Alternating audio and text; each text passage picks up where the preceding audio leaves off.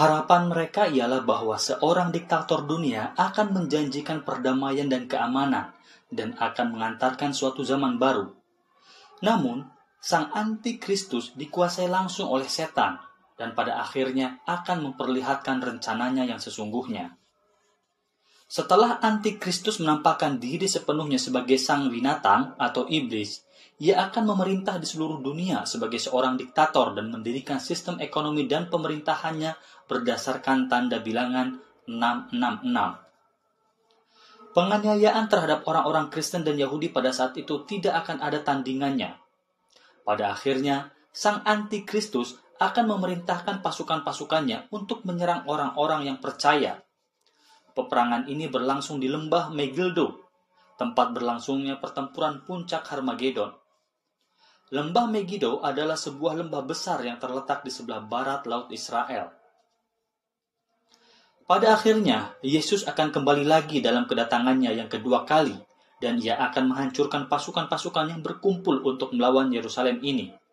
Setelah antikristus dan pasukannya berhasil dikalahkan, maka akan terjadilah pengangkatan pasca siksaan dahsyat atau kebangkitan pasca siksaan dahsyat bagi orang-orang yang percaya. Yesus Kristus kemudian akan memerintah dunia selama 1000 tahun. Kisah serupa juga terdapat dalam agama Islam yang mengisahkan Nabi Isa alaihissalam akan datang untuk yang kedua kalinya dan mengalahkan Dajjal, sang pembohong besar di akhir zaman. Meski demikian, keyakinan-keyakinan tentang akhir zaman di kalangan Kristen Protestan berbeda-beda. Sebagian kaum Kristen ada yang percaya bahwa akhir zaman sebenarnya sedang terjadi saat ini. Kaum Sakers dan tokoh mistisme Kristen seperti Emanuel Swedenborg bahkan menganggap bahwa akhir zaman dan kedatangan Kristus yang kedua kali itu sebagai suatu hal yang bersifat simbolik, bukan harfiah. Ada juga yang beranggapan bahwa konsep akhir zaman merujuk kepada berakhirnya perjanjian antara Allah dan Israel, dan bukannya hari kiamat atau kehancuran planet bumi. Namun ada juga orang Kristen fundamentalis yang memandang bahwa berbagai gejolak yang terjadi di Timur Tengah selama ini adalah bagian dari penggenapan nubuat Alkitab akan pertempuran Harmagedon. Ada lagi yang beranggapan bahwa sistem ekonomi global adalah bagian dari rencana antikristus, di mana 7 negara dalam masyarakat ekonomi Eropa dikaitkan dengan binatang berkepala 7 yang akan menciptakan kehancuran dunia seperti yang disebutkan dalam kitab Wahyu. Tapi kaum Kristen New Age percaya bahwa akhir zaman berarti hancurnya segala ilusi dan pengetahuan manusia yang keliru, dan kebangkitan serta pengangkatan berarti terbitnya fajar pengertian dan kebijaksanaan baru yang menyatukan segalanya.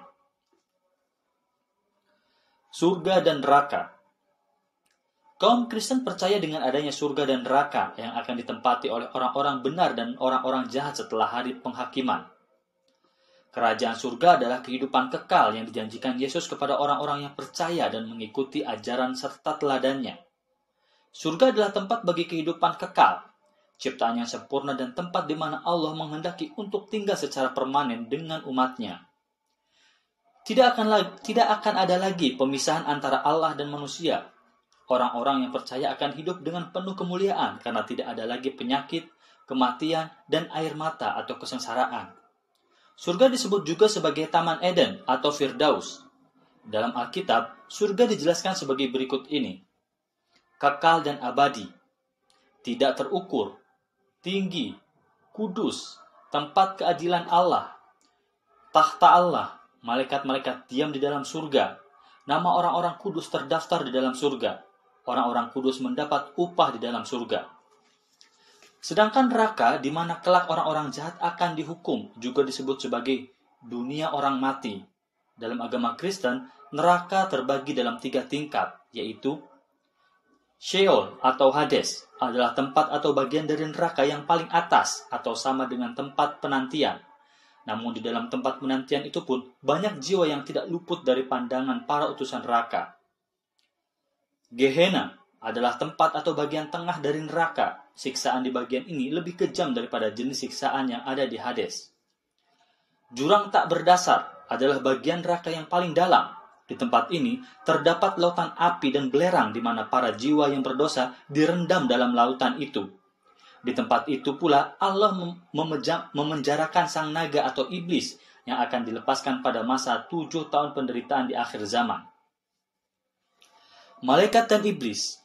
Dalam Kristen juga dikenal adanya malaikat dan iblis yang diciptakan Allah untuk membantu maupun menguji umat manusia. Kata malaikat berasal dari bahasa Ibrani, mala'ach, yang berarti utusan. Oleh karena itu, malaikat juga bisa disebut sebagai utusan Tuhan.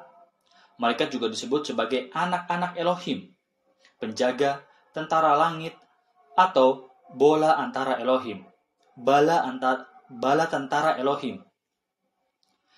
Malaikat diciptakan oleh Tuhan dengan berbagai tugas khusus dan terbagi ke dalam berbagai tingkatan atau hierarki. Hierarki malaikat dalam Kristen dikemukakan oleh seorang tokoh mistik Kristen bernama Pseudo Dionysius dari Areopagus pada abad keempat atau kelima dalam bukunya De Coelesti Hierarchia, dan juga oleh Thomas Aquinas dalam Summa Theologica pada abad pertengahan. Hierarki malaikat terdiri dari 3 lapisan.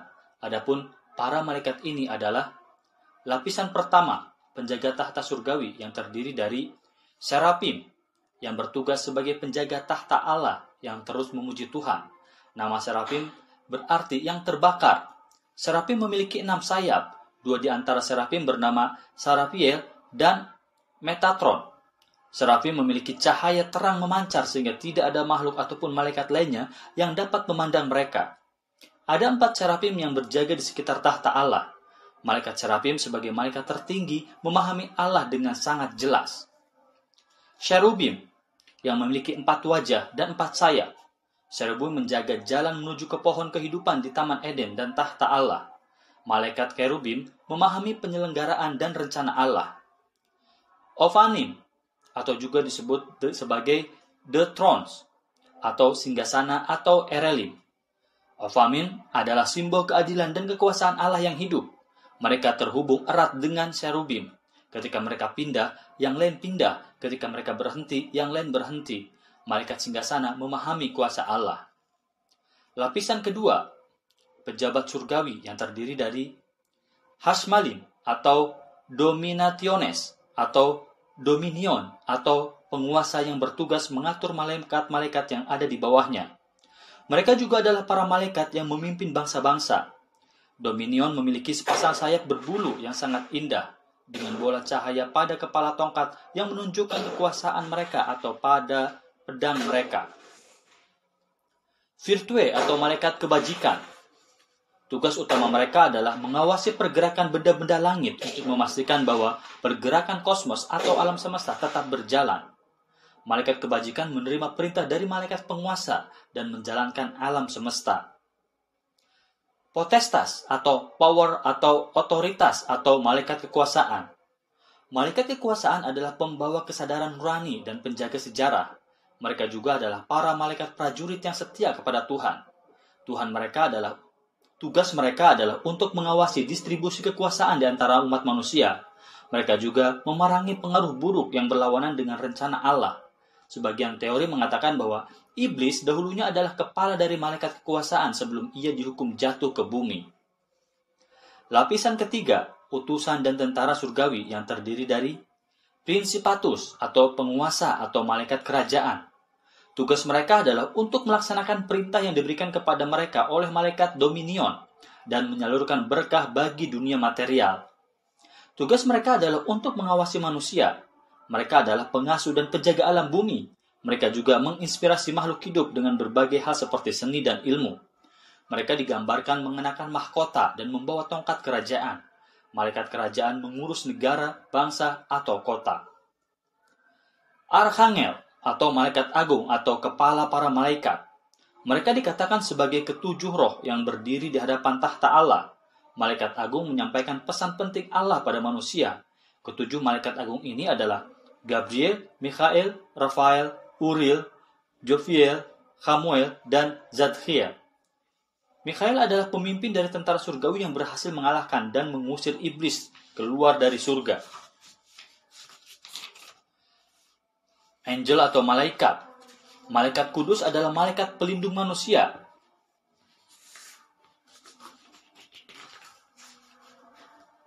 Mereka adalah malaikat yang paling peduli dengan urusan makhluk hidup. Misi para malaikat adalah membantu manusia di dunia untuk dapat masuk kerajaan surga. Ada banyak jenis malaikat yang berbeda, dengan tugas yang berbeda. Para malaikat dikirim sebagai utusan kepada umat manusia dan untuk menolong orang-orang yang beriman. Malaikat dapat saling berkomunikasi satu sama lain secara langsung. Malaikat juga dapat melihat segala sesuatu di bumi ini. Setiap manusia memiliki malaikat pelindung yang mencintai dan bersedia menolong tanpa syarat. Manusia dapat menerima bantuan kepada malaikat pelindung dalam setiap permasalahan yang dihadapi. Menurut para penganut Kristen abad baru, ketujuh malaikat agung atau Seven Archangel memiliki tugas yang berbeda-beda dan bisa dimintai bantuannya untuk menolong manusia. Adapun tugas dari ketujuh malaikat agung ini adalah: 1. Mikhael adalah malaikat perlindungan dan kekuatan. Dia melayani Tuhan dan membantu manusia dengan cahaya biru perlindungan. 2. Gabriel adalah malaikat pemurnian. Dia melayani Tuhan dan membantu manusia dengan cahaya putih pemurnian. 3. Rafael adalah malaikat penyembuhan dan kelimpahan. Dia melayani Tuhan dan membantu manusia dengan cahaya hijau penyembuhan dan kelimpahan. 4. Uriel adalah malaikat kedamaian. Dia melayani Tuhan dan membantu manusia dengan cahaya emas kedamaian. 5. Samuel adalah malaikat cinta dan kasih sayang. Uriel adalah malaikat kedamaian. Dia melayani Tuhan dan membantu manusia dengan cahaya merah muda kasih sayang. 6. Zadkiel adalah malaikat pengampunan. Dia melayani Tuhan dan membantu manusia dengan cahaya ungu pengampunan. 7. Jophiel adalah malaikat kebijaksanaan. Dia melayani Tuhan dan membantu manusia dengan cahaya kuning kebijaksanaan. Sedangkan iblis dalam agama Kristen adalah malaikat yang memberontak dan ingin merebut tahta Allah. Dalam Kristen, Tuhan tidak pernah menciptakan hal yang buruk dan Tuhan tidak pernah menciptakan iblis. Awalnya, Tuhan hanya menciptakan malaikat di surga dan iblis adalah malaikat Tuhan yang durhaka dan memberontak kepada Tuhan. Dalam Injil, iblis disebut dengan berbagai nama yang antara lain adalah naga besar, si ular tua, penyesat seluruh dunia, si jahat, ilah zaman ini, penguasa dunia, penguasa kerajaan angkasa, dan bapa segala dosa. Kata iblis ada dalam kitab 1 Tawarikh, kitab Ayub, dan kitab Zakaria dari bahasa Ibrani syaitan, yang berarti musuh. Sedang dalam Perjanjian Baru, iblis diterjemahkan dari bahasa Yunani, diabolos, yang artinya pemfitnah atau penghasut. Iblis adalah malaikat yang mempunyai kehendak bebas, dan dia menggunakan kehendak bebas itu secara salah, karena ingin menjadi sama seperti Tuhan sendiri, sehingga jatuhlah iblis ke dalam dosa. Dalam bahasa Yunani, nama iblis ini disebut sebagai Lucifer, yang dalam Injil bahasa Indonesia diterjemahkan sebagai bintang timur atau putra fajar. Lucifer ini jugalah yang telah menghasut Hawa untuk memakan buah larangan sehingga Adam dan Hawa terusir dari surga. Sebelum terjatuh ke dalam dosa, Lucifer adalah pemimpin yang terutama dari para malaikat kerub, yang suci dan yang tidak bercacat celah, yang berjaga di hadapan tahta Allah. Tapi iblis kemudian merasakan ketidakpuasan akan pemerintahan dan hukum Allah di surga. Ia berpikir bahwa jika ia dapat membawa malaikat-malaikat surga untuk memberontak bersamanya, maka ia akan dapat merebut tahta Tuhan dan berkuasa atas semua dunia. Lucifer pun berhasil menghasut para malaikat yang lain untuk memberontak terhadap Allah. Kemudian terjadilah pertarungan besar di surga antara para malaikat yang memberontak yang dipimpin oleh Lucifer dengan para malaikat tentara kerajaan surga yang dipimpin oleh Archangel Mikhael. Kisah tentang pemberontakan bangsa Asyura atau setan raksasa terhadap kerajaan para dewa di Swargaloka yang dipimpin oleh Dewa Indra juga ada dalam mitologi Hindu dan juga dalam mitologi Yunani tentang pemberontakan para Titan terhadap kerajaan para dewa pimpinan Zeus di Olympus. Mikhael dan bala pasukan surgawi berhasil mengalahkan Lucifer dan tentaranya. Bahkan Mikhael berhasil mengusir Lucifer dan pasukannya keluar dari surga dan jatuh ke bumi. Wujudnya yang semula indah bercahaya berubah menjadi buruk dan mengerikan. Mereka inilah yang disebut sebagai malaikat yang jatuh atau malaikat kegelapan. Setelah terjatuh ke dunia, mereka kemudian akan meniru pemerintahan Tuhan di surga dan menciptakan kerajaannya sendiri untuk menyesatkan umat manusia di bumi. Di bumi, Lucifer dan bala tentaranya kemudian mendirikan sebuah pemerintahan iblis. Kerajaan iblis adalah suatu pemerintahan dalam tatanan organisasi yang didirikan oleh Lucifer di bumi sebagai perlawanan terhadap kehendak Allah dan kerajaan surga. Dalam menjalankan pemerintahannya, iblis dan pasukannya memiliki hierarki dan struktur organisasi seperti berikut ini. Lucifer sebagai pemimpin tertinggi dalam kerajaan iblis. Pemerintahan dan pimpinan-pimpinan tertinggi dalam kerajaan iblis yang terdiri dari para malaikat-malaikat surgawi pengikut Lucifer yang dihukum atau diusir dari surga dan jatuh ke bumi seperti Beelzebul, Moloch, dan lain-lain. Penguasa-penguasa bumi, yaitu para makhluk yang menerima kekuasaan dan menjalankan perintah dari Lucifer dan para petinggi kerajaan iblis, yaitu yang terdiri dari bangsa jin jahat yang banyak terdapat di Timur Tengah pada waktu itu. Penghulu-penghulu dan pemimpin-pemimpin kegelapan dari bangsa manusia, yaitu para manusia jahat yang melakukan kehendak iblis, disebut juga sebagai anak-anak iblis. Roh-roh jahat, kuasa gelap dan roh-roh yang durhaka, seperti Legion, Leviathan, dan lain-lain, yang terdiri dari berbagai macam sifat dan karakter yang meracuni manusia seperti roh kebencian, roh pencabulan, roh kedengkian, roh pendakwa, roh pemecah belah, roh peperangan, roh keserakahan, roh penyakit, dan sebagainya. Konsep yang berbeda tentang iblis juga diajukan oleh para penganut Kristen abad baru. Menurut mereka, iblis adalah malaikat yang mengajukan dirinya untuk membantu rencana ilahi. Dalam dunia absolut, hanya ada terang, sedang dalam dunia relatif mulai muncul terang dan gelap. Lucifer sebagai kerub, salah satu dari malaikat agung penjaga tata surgawi yang mulia dan bercahaya, mengajukan dirinya untuk turun ke dimensi yang paling gelap dari alam semesta agar kutub yang berlawanan dengan terang tercipta. Karena hanya melalui keseimbangan antara terang dan gelap saja manusia bisa belajar untuk mengenal kehendak dan rencana ilahi. Dalam konsep penganut Kristen abad baru, Tuhan tidak pernah menciptakan iblis, kejahatan, keburukan, dan penderitaan. Kegelapan diwujudkan sekedar sebagai sarana agar terang bisa dikenali, karena tanpa adanya kegelapan, maka manusia tidak akan bisa mengenal terang. Lucifer hanyalah perantara bagi perwujudan rencana dan kehendak ilahi, agar manusia bisa kembali mengenal terang dan kembali ke surga sebagai rumah sejatinya, tempat di mana Allah menghendaki untuk tinggal secara permanen dan bersatu kembali dengan umatnya dalam persekutuan yang abadi. Manusia abadi Melkisedek. Sebagaimana dalam agama Islam yang mengenal Khidir sebagai manusia abadi dan misterius dalam hierarki suci, maka dalam agama Kristen juga dikenal adanya Melkisedek. Melkisedek dalam bahasa Ibrani namanya adalah Malki-Sedek, yang artinya Raja Kebenaran. Melkisedek adalah seorang raja di negeri Salem, dan dia sudah hidup sejak zaman Abraham 4000 tahun yang lalu. Namanya disebut 12 kali dalam 12 ayat Alkitab, 1 kali dalam Kejadian, 1 kali dalam Mazmur, dan 10 kali dalam surat Ibrani. Dalam kitab Kejadian, diceritakan bahwa Melkisedek adalah seorang imam Allah yang maha tinggi, sedangkan dalam Ibrani 7 ayat 1-10, Melkisedek disebut sebagai tidak berbapa, tidak beribu, dan tidak bersilsilah. Harinya tidak berawal dan hidupnya tidak berkesudahan. Ia tidak lahir dan tidak mati, dan ia tetap menjadi imam sampai selama-lamanya. Keimanannya adalah sebuah kebenaran dan bersifat damai sejahtera. Melkisedek tampil dan menghilang dengan tiba-tiba dan tanpa keterangan tentang kelahiran, kematian, asal nenek moyang, ataupun keturunannya. Identitas Melkisedek ini hingga sekarang masih tetap menjadi misteri dan perdebatan.